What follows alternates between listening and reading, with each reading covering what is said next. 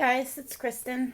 and this video, I just wanted to talk a little bit about how technology and the medical field and science has advanced in the last 100 years or so. And I was thinking about how if any of us were to go back in time, say 200, 300, 400 years, with what we know now, what would people say about us? I think um, they would definitely call us witches or think that we were performing some type of serious, hardcore magic. Um, Imagine somebody from a long time ago seeing us looking into a television screen or a computer. What would they think? They would think we were performing some kind of divination, right? Um, if we were to crush up a pill um, and put it in someone's drink, tell them to drink it, and they were cured, they would think that we were performing some type of herbal magic.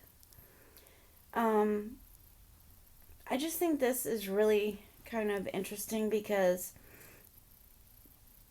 I've seen on the internet and read about recently the God particle having been discovered, and could this be the proof that people need that the existence of God is for real? And it just got me to thinking that just because you don't understand how something works or exactly how it operates or what makes it work, it doesn't necessarily mean it's not real. And it's the same thing like 200 years ago, nobody knew that there would be television, computers, telephones, and all of that. If anyone saw anything like that happening, they would have called it witchcraft.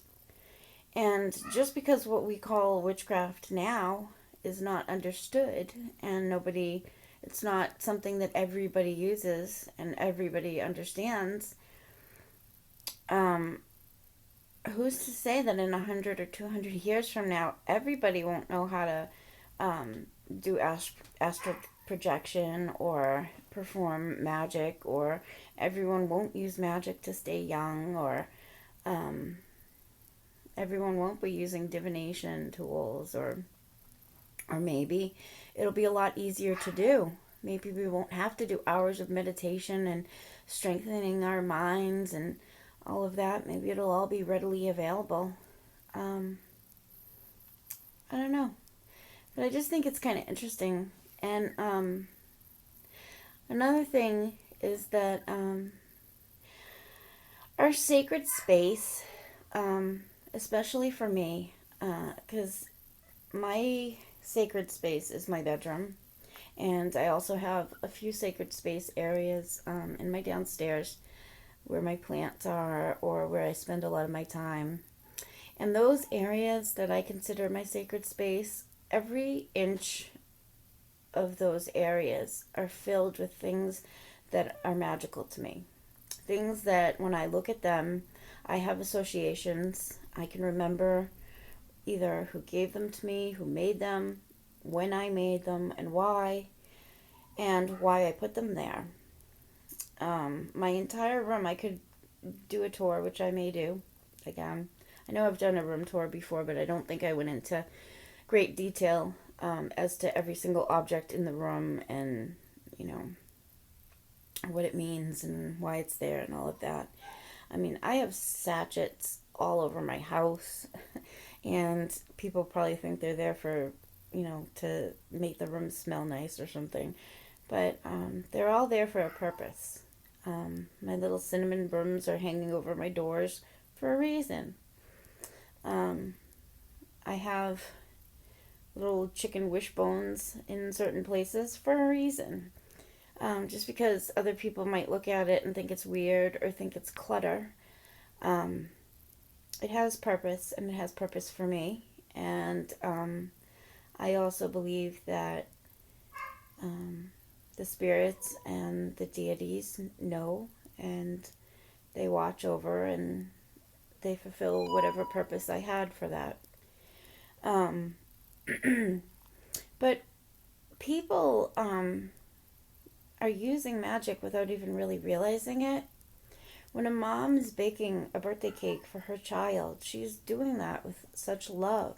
She's doing it with the intention of hoping that her child has a good day, has a happy birthday, with the intention that their wishes are going to come true, that they're going to be happy, they're going to laugh and smile and enjoy that cake. And more than that, she's trying to make the whole birthday party, the meal, the room, when you blow those balloons up and you decorate and you do stuff like that, it's a form of magic. It's a form of um, creating something, creating an environment and an atmosphere for everybody to have a good time and to enjoy themselves. You know, often it works when you set the proper mood and um, you set the atmosphere um, in the proper way. It creates the mood and it creates the experience and the things that you want to happen. Similar to romance, there's a reason that when people want to have romance, they turn the lights down low. They make quiet, romantic music. They light candles. They have wine. That's all kind of a form of magic. Just like the magic that we do, it's the same thing. Just because it's not called that, it's the same principle. It's the same idea. You're creating and you're putting ingredients into a spell, basically. You're weaving everything to happen the way that you want it to happen. Um, all those teen magazines that have all that advice on what to wear, what to do, what to. It's really just looking inside you and finding the magic to make what you want to happen happen. Willing things into manifestation.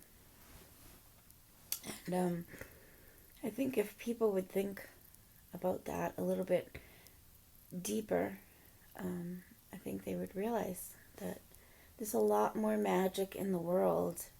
People use a lot more magic than they're really realizing. We use magic every day for all kinds of things, especially in our relationships. And mothers, we use magic all the time with our children. There's a reason that mothers are so in tuned with their mother's intuition. Mothers use their magic all the time. There's a reason our eyes pop open in the middle of the night and know when something's wrong with our child. We have that in us. It's our magic.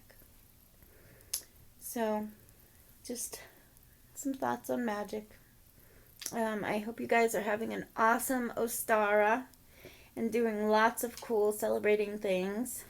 I'm catching up on my magical stuff, my YouTube videos, my magical reading, and some other things that I may share throughout the day.